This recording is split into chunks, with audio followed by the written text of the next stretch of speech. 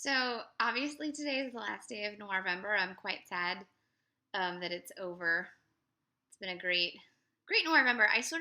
So previous years I've really stuck to the noir era, and this was the first year that I really branched out and watched a lot of neo noir and obviously all that Japanese noir, and it's been really eye opening. It's been kind of fun because I have hundreds and hundreds and hundreds and hundreds of noir era films left to watch, even though I've seen hundreds and hundreds and hundreds. But there's you got a good 20 years worth of cinema. You're gonna never catch up. So, but it was nice to sort of see the through line this year. And I've seen lots of neo noir, but to really mix it in with the actual like era noir at the same time, it's kind of refreshing. So when I was trying to figure out what to watch for my final noir, I was like, it's got to be like something big. The Blacklist has been doing every weekday for the month. They've been doing screenwriters writing about their favorite noir and neo-noir films, and it's been quite fun. And the final one they did yesterday was, because today they're doing user-submitted ones. Today, the final one was I just totally am blanking on her name. Let me make sure I say her name right.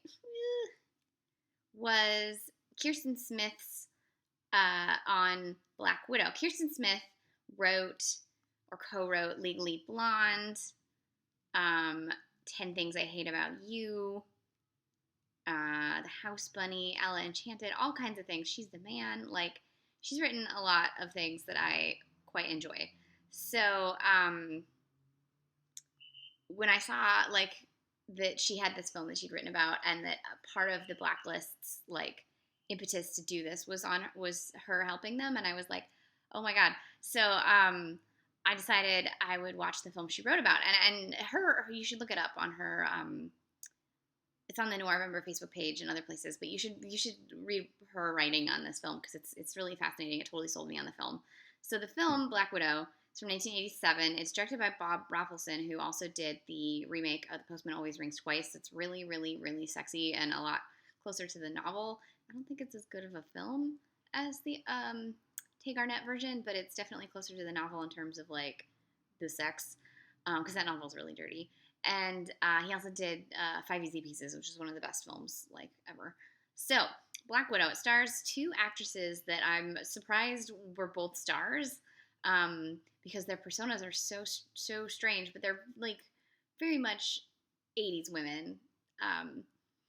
One of these days I'm gonna talk about all these 80s actresses that I'm like, could they have ever been stars in any other times? Because there's several of them. And this includes, and most of them came out in the late 70s and they became big stars in the 80s. And this would be, in this case, Debra Winger and Theresa Russell. So Debra Winger is an investigator for the Department of Justice. She thinks that there's some connection between several rich, prominent men who have died of Ondine's curse, which is they've just sort of died in their sleep. She tracks them to this woman that she thinks is the same woman. No one really believes her, but she's pretty sure it's the same woman who's not been photographed very well, played by Theresa Russell, who is the Black Widow. So she tracks her down. Her husbands include Dennis Hopper, Nicole Williamson, and Sammy Frey. Sammy Frey is in Band of Outsiders. He's French. So, in doing that, obviously it's cat and mouse. What's interesting about the film, and this is sort of what Kirsten points out in her essay, is that it's very much exploring women trapped in the patriarchy.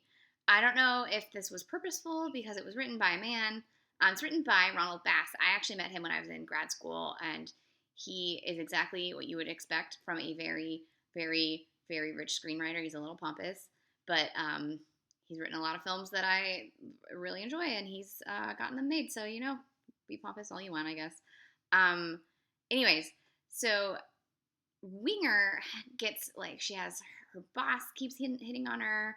Her, like, right-hand man keeps hitting on her. Her boss says some really, really sexist things that, like, in 2016, he'd have been sued for saying shit like that to her.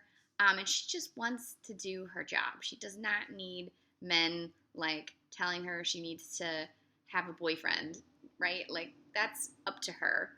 She just wants to do her job and keep those fears separate. Theresa Russell, on the other hand, talks about how at one point she felt like it was her job to be appealing to these men. And you see that when she's going after, I think it's the third husband, the second husband that you see, but the third husband overall.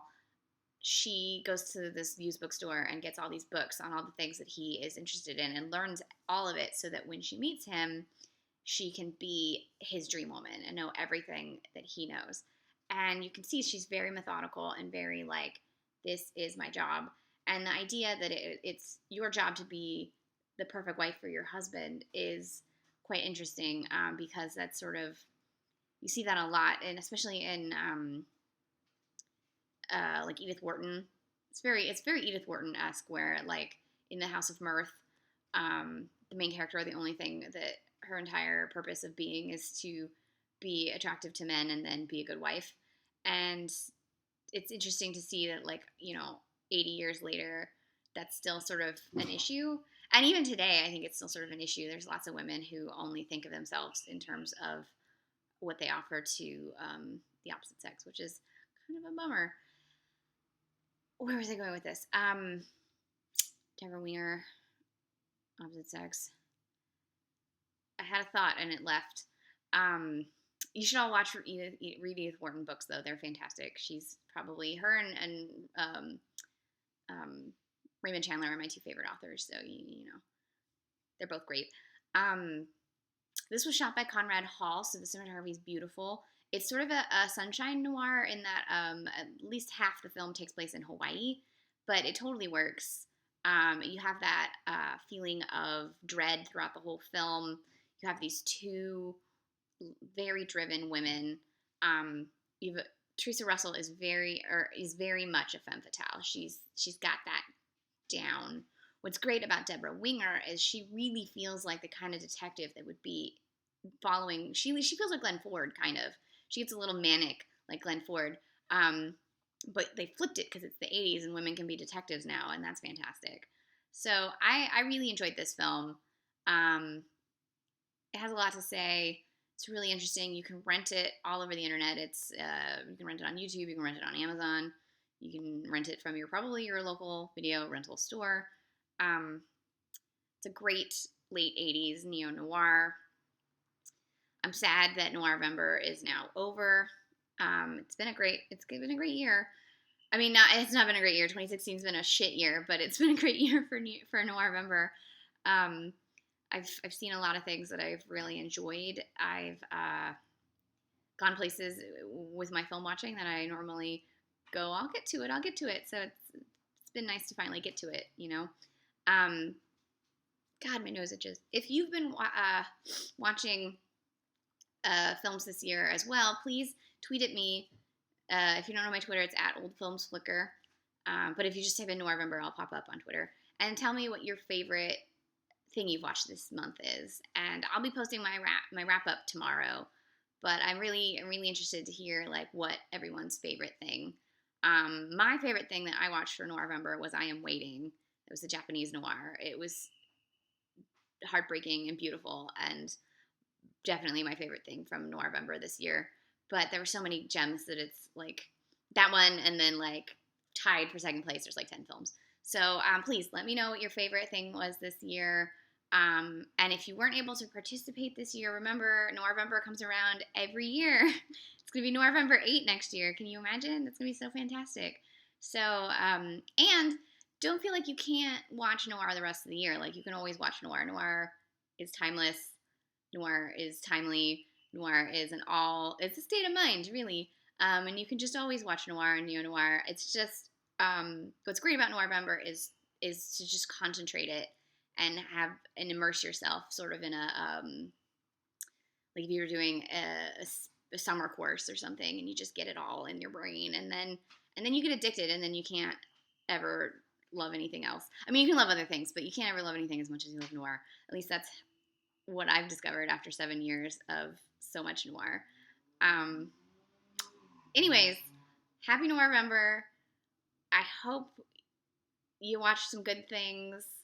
I would love for you to share with me your favorites. And here's to Noirvember 8 next year. Yay!